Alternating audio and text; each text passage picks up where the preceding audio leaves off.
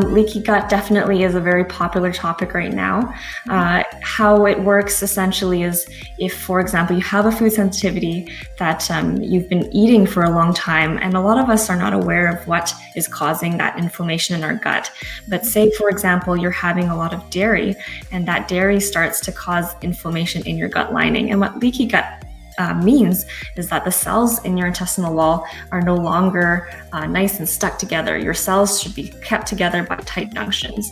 And what leaky gut means is that these tight junctions start to become weakened. And so your intestines become more permeable. Bacteria and toxins and proteins that should normally not go through there start to enter. And this is the concept of leaky gut. And so this can lead to symptoms such as the bloating and fatigue, constipation and diarrhea, of course, but you start to notice them more systemically. So you will get the brain fog, low energy and whatnot. So that's the idea of leaky gut there.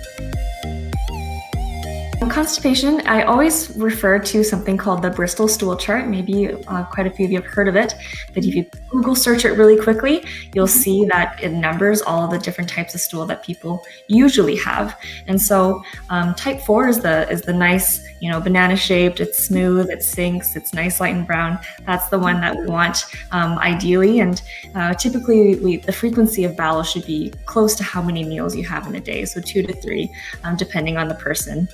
And when you have constipation, you'll see that, it's pebble-like. You have these hard stools, they're in chunks, they're dry, you can see cracks on them. You have to strain to have a bowel movement. And oftentimes because of this, over time, you start to have blood or hemorrhoids that come with that. And then of course, diarrhea is the opposite. You have the ragged edges, it's not well formed. A lot of these stools start to float in the toilet, which means that you're not digesting your fats very well. And so that is the other side of that spectrum on the Bristol stool chart. So I always refer to that, to just keep an eye on how your stool is doing and knowing what your goal is in the end.